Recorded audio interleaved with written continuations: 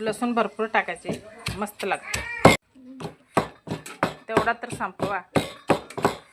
म्हणा शेपूच भाजी केली, डाळ तेजन पडायचा बारकाय घसरून. मस्त भाकरी थोडंसं तेल टाकून मस्त खायची लागते, गोड लागते भाजी. चटणी भाजी नसले तर बी भाकरीसोबत तेल टाकून खायची.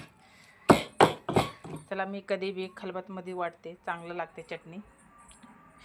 ठेचा म्हणते त्याला.